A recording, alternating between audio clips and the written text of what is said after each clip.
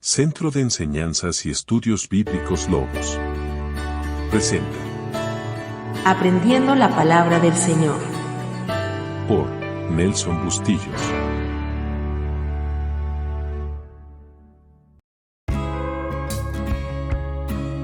El regreso de Jacob. Génesis capítulos 32 y 33. El reencuentro con su hermano gemelo Esaú.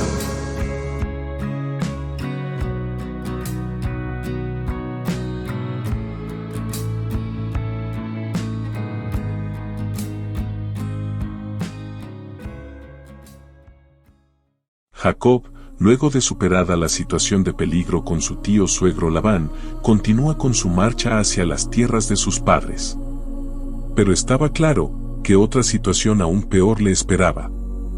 Este nuevo peligro que le amenazaba era la venganza de su hermano gemelo Esaú. Así que, antes de llegar al río Jaboc, toma las precauciones necesarias para que una mala situación no lo tomara desprevenido.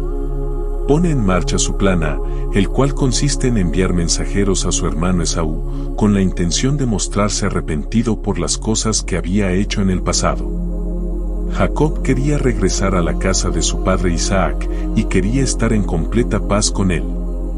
También llevaría un mensaje, que explicaba acerca de las grandes riquezas que traía consigo, y muy probablemente en el mensaje, también se mencionaría que tenía mujeres e hijos que lo acompañaban. Estos siervos partieron a Seir, mientras Jacob los aguardaba cerca de Mahanaim. El mensaje fue entregado, y sus siervos estuvieron de regreso muy pronto con las nuevas noticias. Y los mensajeros volvieron a Jacob, diciendo: vinimos a tu hermano Esaú, y él también viene a recibirte, y 400 hombres con él. Los mensajeros regresaron con noticias de Esaú, pero en el libro del Génesis nada se revela con respecto a la respuesta que envió su hermano, y del por qué saldría a recibirle con una cantidad de hombres bastante considerable. Entonces Jacob tuvo gran temor, y se angustió. ¿Qué hizo que Jacob se angustiara tanto? Veamos qué nos dice el Midrash. Los mensajeros partieron, pero después regresaron con noticias desalentadoras. Tú actuaste como un hermano hacia Esaú, informaron a Jacob. Pero, ¿tú crees que él se comportó como un hermano? Él sigue siendo Esaú, el viejo astuto. Viene a tu encuentro con 400 hombres, todos ellos generales. El libro de Jacer nos dice lo siguiente. Y Esaú les respondió con orgullo y desprecio, y él dijo a ellos: ciertamente yo he oído, y en verdad se me ha dicho lo que Jacob ha hecho a Labán, quien lo exaltó en su casa y les dio sus hijas por esposas. Y a él les fueron nacidos hijos e hijas, y abundantemente aumentó en riquezas en la casa de Labán por sus medios. Y cuando él vio que su riqueza era abundante y su fortuna grande, él huyó con todo lo que le pertenecía de la casa de Labán, y él se llevó a las hijas de Labán lejos del rostro de su padre, como cautivas tomadas por la espada sin decirle a él de ello. Y no solo a Labán le ha hecho así, sino a mí me ha hecho así, y 2 veces me ha suplantado, y estaré silente. Ahora, por lo tanto, este día he venido con mi campamento para encontrarme con él, y yo le haré a él, de acuerdo con el deseo de mi corazón. Mientras que por el otro lado, Flavio nos da una visión totalmente distinta del asunto. Cuando Jacob supo que su hermano estaba cerca, envió delante a sus mujeres, cada cual con su criada, para que vieran de lejos la pelea de los hombres, si este era el designio de Esaú. Luego se dirigió a su hermano Esaú, y le hizo una reverencia. Esaú, que no abrigaba malas intenciones, le devolvió el saludo, y le preguntó quiénes eran esas mujeres y esos niños. Flavio nos dice todo lo contrario a lo que dice Jacer y el Midrash. Que Esaú salió muy contento a recibirle con una comitiva de bienvenida de 400 hombres, y que a Jacob solo lo asustó fue la comitiva que lo acompañaba. Si queremos saber realmente quién tiene la razón, solo tenemos que esperar hasta que ocurra el encuentro entre los dos hermanos para tener el resultado. Jacob estaba lleno de temor, su hermano Esaú había salido a su encuentro con 400 hombres a su lado, cosa que le llamó mucho la atención, ya que, ¿por qué traería tanta gente con él, si no era para atacarle, despojarle y cobrarse el robo de su bendición? Eso era lo que se imaginaba, y por esto Jacob estaba desesperado. Su vida, la vida de sus hijos, sus mujeres, sus siervos y todos sus bienes, corrían un inminente peligro. Jacob a sus 97 años, nunca había peleado batallas con nadie, era un hombre que le gustaba la tranquilidad, y la falta que cometió, en gran parte fue manipulado por su madre Rebeca. Su padre Isaac tampoco tuvo mayores percances, apenas unas riñas con otros pastores en Girar. Al contrario de su abuelo Abraham, que éste sí peleó batallas. Bueno, a todas estas, llegó la hora del plan B. Entonces Jacob tuvo gran temor, y se angustió, y distribuyó al pueblo que tenía consigo, y las ovejas y las vacas y los camellos, en 2 campamentos. Y dijo, si viene Esaú contra un campamento y lo ataca, el otro campamento escapará. El plan B consistía en dividirse en 2 campamentos, uno detrás del otro. Esto con la sencilla razón de que si Esaú atacaba al primer campamento, el otro escaparía. Jacob sabía que en batallas y peleas, él no llevaba las de ganar, solo tenía a su familia, que eran mujeres y niños, y apenas un número de siervos que no estaban preparados para pelear y mucho menos ganar un enfrentamiento. Se acordó Jacob de la promesa de su Dios, y clamó a él, pidiéndole que le protegiera de su hermano, y recordándole que fue él mismo quien le dijo que se regresara a sus tierras. Sentía gran temor de que su hermano acabara con su vida, con las de sus mujeres y la de sus hijos, pero no obtuvo respuesta alguna en ese momento, y así pasó la noche. En vista que Dios no se le manifestaba, esa misma noche le llegaron otras ideas, y le vino a la cabeza otra estrategia, al que llamaremos el plan C, el cual era un complemento del plan B, y constaba de lo siguiente. Y durmió allí aquella noche, y tomó de lo que le vino a la mano un presente para su hermano Esaú, 200 cabras y 20 machos cabríos, 200 ovejas y 20 carneros, 30 camellas paridas con sus crías, 40 vacas y 10 novillos, 20 asnas y 10 borricos. Y lo entregó a sus siervos, cada manada de por sí, y dijo a sus siervos, pasad delante de mí, y poned espacio, entre manada y manada. Esto es lo que llamamos el plan C de Jacob, para preservar la vida de su familia, buscando agradar a su hermano Esaú con muchos regalos. En la imagen, podemos apreciar los 3 planes de Jacob, para tratar de proteger la integridad de su familia ante una posible agresión por parte de su hermano Esaú. Habían pasado 20 años de aquel engaño, y suponía que aún podría haber secuelas de rencor en su hermano mayor. Dice la Biblia, que tomó 200 cabras y 20 machos cabríos, 200 ovejas y 20 carneros, 30 camellas paridas con sus crías, 40 vacas y 10 novillos, 20 asnas y 10 borricos. Todo esto lo dividió entre cierta cantidad de siervos que no se especifica, pero que nosotros trataremos de averiguar. Sabemos, por lo que dice la Biblia, que fueron más de 3 manadas, y solo tenemos que buscar un número divisible entre esos números de animales, y vamos a ponerlos en el orden tal cual aparecen. 200 cabras, 20 machos cabríos, 200 ovejas, 20 carneros, 30 camellos, 40 vacas, 10 novillos, 20 asnas, y 10 borricos, para un total de 550 animales. Esto era un excelente regalo para calmar los ánimos de Esaú. Solo hay 2 opciones para saber cuántas manadas separadas envió Jacob, y estamos claros que por cada manada iba un grupo de siervos. La primera opción es que Jacob pudo haber dividido todos esos animales entre 5 manadas, quedando distribuidas de la siguiente manera: cada manada llevaría 40 cabras, 4 machos cabríos, 40 vacas, 4 carneros, 6 camellas paridas, 8 vacas, 2 novillos, 4 asnas, y 2 borricos. La segunda opción es que las pudo haber dividido en 10 manadas, quedando distribuidas de la siguiente manera: cada manada llevaría 20 cabras, 2 machos cabríos, 20 vacas, 2 carneros, 3 camellas paridas, 4 vacas, 1 novillo, 2 asnas y un borrico. Esto, suponiendo que las haya distribuido en forma equitativa. ¿Usted? ¿Cuál opción piensa que haya escogido Jacob? La respuesta es la opción B, y Jacob las distribuyó en 10 grupos. Una vez repartidos los animales mencionados, envió un grupo tras otro, pero con una determinada distancia entre cada grupo, y cada uno llevaría el mismo mensaje a Esaú, para cuando lo interrogara en el camino. Este es un presente que te envió tu siervo Jacob, y viene también tras de nosotros. A lo cual era mentira, ya que detrás de ellos venía otro grupo, y detrás de este otro grupo, y así sucesivamente. Jacob lucha con el ángel en Peniel.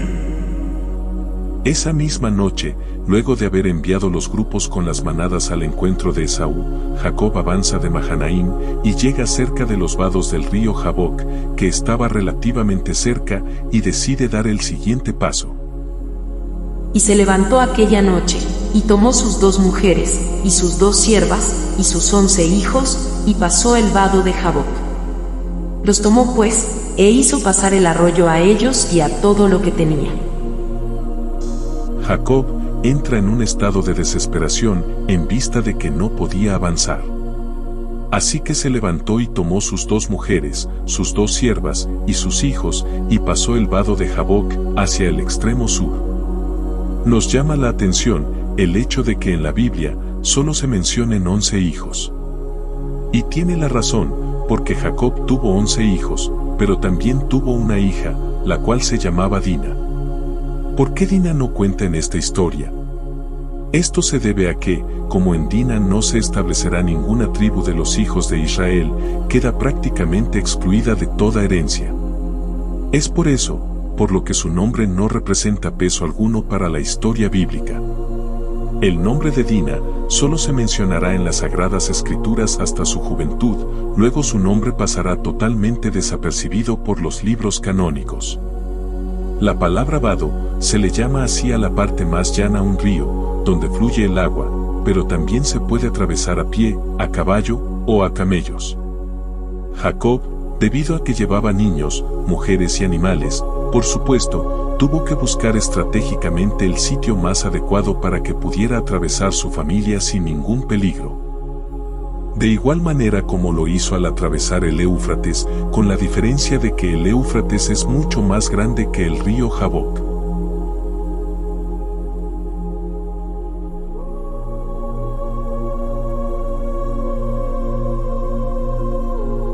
Tomó pues Jacob todo lo que tenía, y los hizo cruzar por el vado de Jaboc hacia el otro lado del río. Y los ubicó en un sitio estratégico fuera del camino, mientras él se quedó solo, en un lugar cerca por donde habían cruzado el río. La mayoría de los eruditos piensan que Jacob se regresó nuevamente hacia el extremo norte del río, pero esto no tiene sentido por las siguientes razones. Primero, si el enemigo viene del lado sur, ¿por qué exponer a toda su familia en el lado sur y quedarse él en el lado norte? Segundo, si lo que quería era estar solo, no necesariamente tenía que volver a cruzar el río.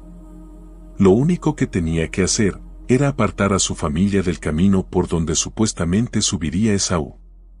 Y tercero, del otro lado del río estaba Mahanaim, cuyo nombre se lo acababa de colocar y no podría cambiarlo de un día para otro por Peniel. La escritura es muy clara en esta parte, ya que dice textualmente en Génesis 32:22 que pasó el vado de Jaboc y en ningún momento dice que se haya regresado. Jacob, para proteger a su familia, quiso estar en un espacio intermedio entre Esaú y sus 2 campamentos, ya que su familia estaba en riesgo. Así se quedó Jacob solo, y luchó con él, un varón, hasta que rayaba el alba. Lo que nos llama la atención de este texto es la manera tan simple como refleja el Génesis, el encuentro de Jacob con este varón o ángel de Jehová, con el que de repente comienza una lucha desenfrenada.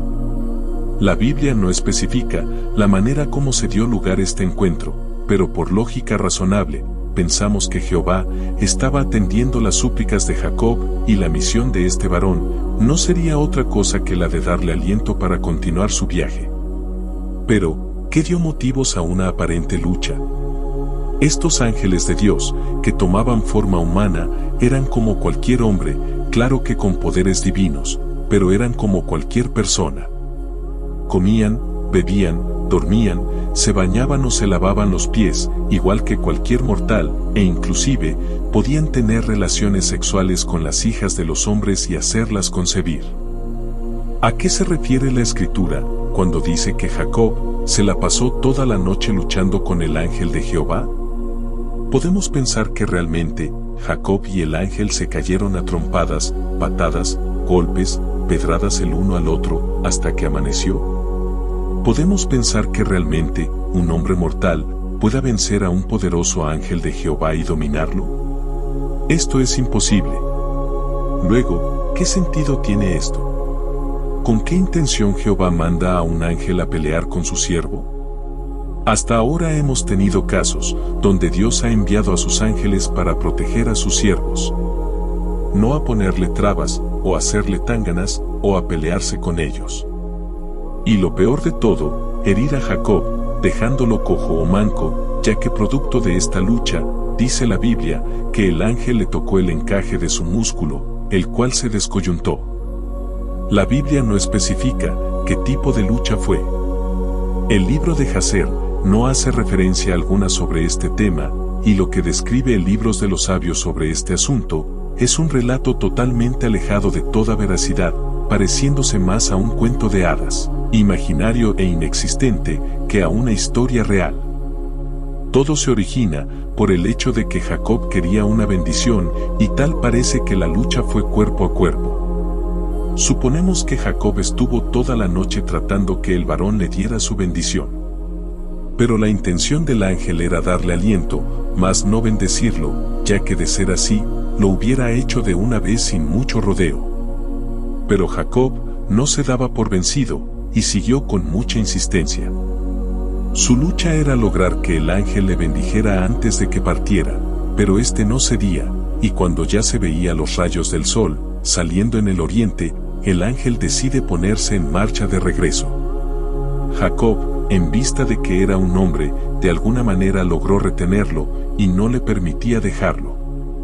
El varón de Dios, sin ánimo de lastimarlo, le pide que por favor le deje ir, pero este no se lo permite, y se abraza más a él. El ángel de Jehová, usando su poder, toca suavemente el tendón, que está ubicado detrás de su muslo de una de sus piernas, e hizo que se descoyuntara. La palabra descoyuntar significa dislocar, y en términos biológicos, es muy conocido cuando se desunen nuestros huesos en alguna articulación. ¿Podemos pensar entonces que a Jacob se le salió uno de los huesos de la cadera?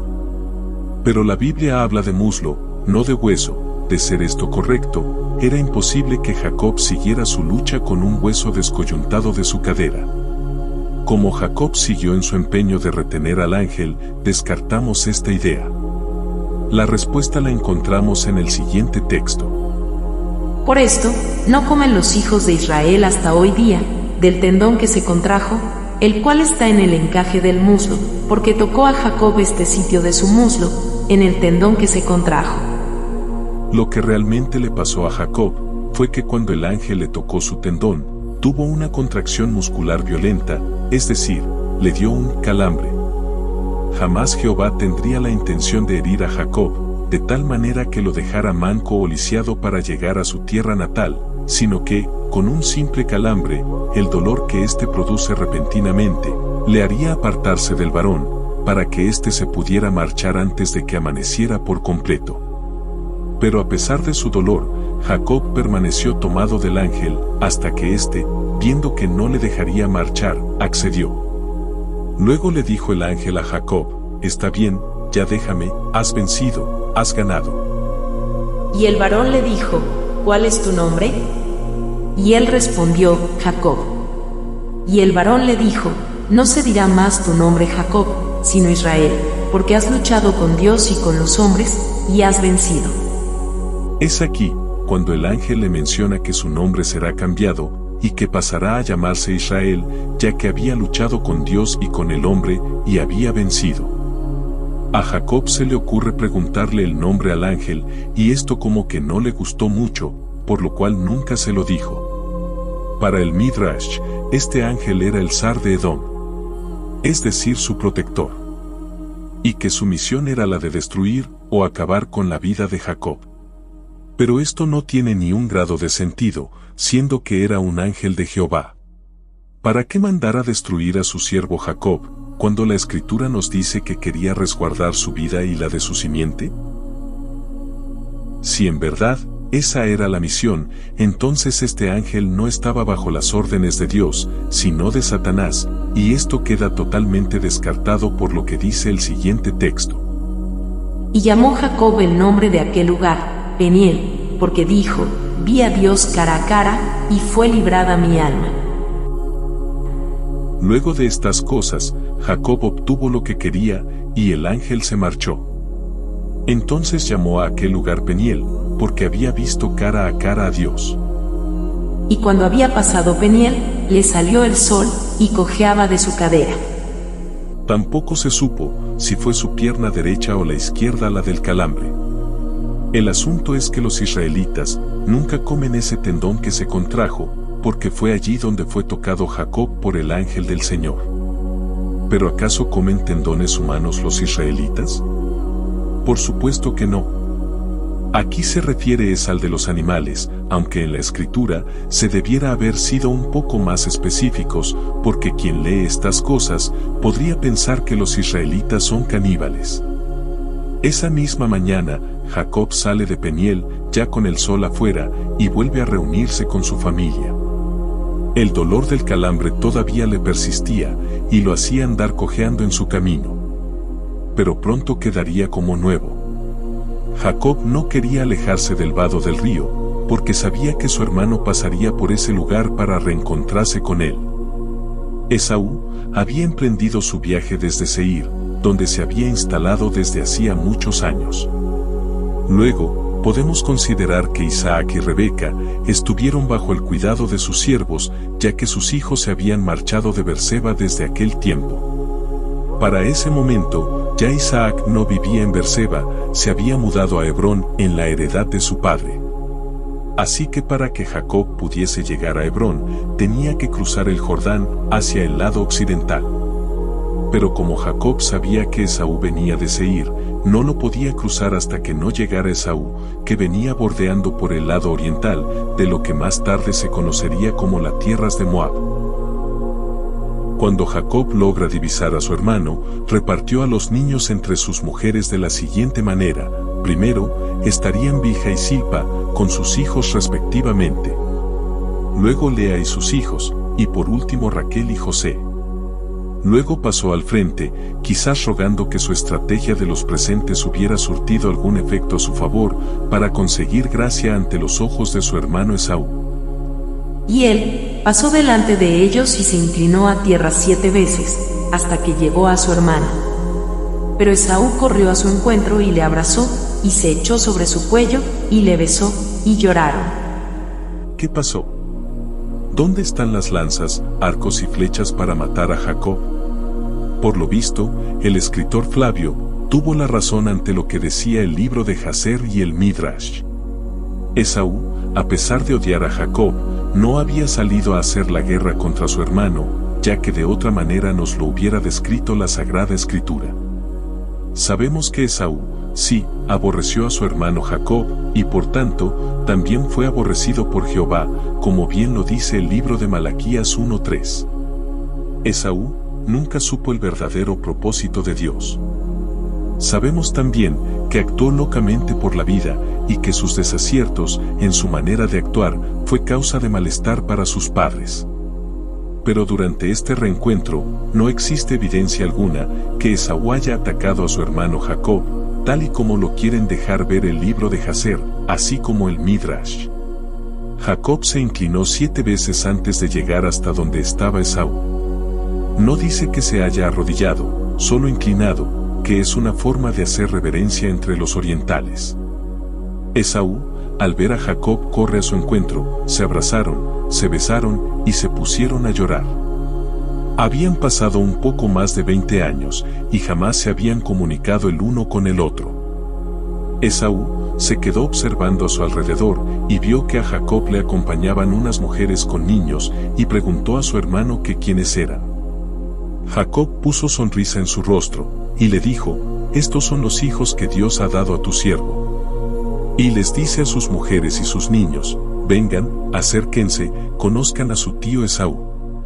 A Lea y a Raquel les dice: este también es su primo, mi hermano gemelo. Todos ellos hicieron reverencia ante Esaú, en señal de respeto y sumisión, tal y como lo había hecho Jacob. Luego del reencuentro, a Esaú le llama la atención las manadas de animales enviadas por Jacob en su camino. Y le pregunta a su hermano cuál era su intención. Jacob le responde: algo tenía que hacer, temía de ti y de tu gente que te acompañaba, todo eso es para ti, quiero hallar gracia ante tus ojos. Esaú luego de escucharlo le dice: no hermanito, yo no lo necesito, soy rico, y tengo bastantes bienes. Pero Jacob insistió, y le dijo a su hermano, que él también era muy rico, y que eso era un regalo para él, que por favor no le rechazara, a lo cual entonces Esaú lo aceptó. Los rencores habían quedado atrás, era día de reconciliación, y Esaú aprovecha la ocasión para extenderle la invitación a su hermano, para que lo acompañe hasta su hogar, en Seir, quizás brindándole un sitio donde morar. De alguna manera Jacob le acepta la invitación, pero solo en calidad de visita, ya que sus intenciones era radicarse en tierras de Canaán, cerca de donde habitaban sus padres. Esaú estuvo de acuerdo, y se dispone a escoltar a su hermano hasta su casa en Seir. Jacob sabe que al andar con mujeres, niños y animales, el camino se hace mucho más lento, y sabía que Esaú tenía que volver a su tierra para atender sus asuntos, por lo cual le pide a su hermano que avance, que él se irá poco a poco, al paso de sus hijos y sus animales.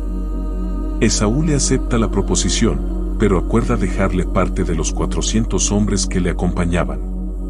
Pero Jacob se rehusó.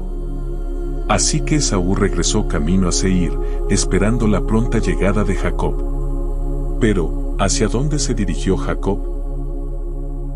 Veamos el siguiente texto. Y Jacob fue a Sucot, y edificó allí casa para sí, e hizo cabañas para su ganado, por tanto, llamó el nombre de aquel lugar Sucot. Quizás Jacob nunca tuvo intenciones de acompañar a su hermano hasta Seir, ya que era un lugar muy remoto y apartado de la casa de sus padres. Además era un riesgo exponer a todos sus bienes en un trayecto tan largo para luego regresar hasta el otro lado del río Jordán. Jacob pensó en visitarlo más adelante, pero solo, y sin su familia, donde el viaje se le hiciera más factible.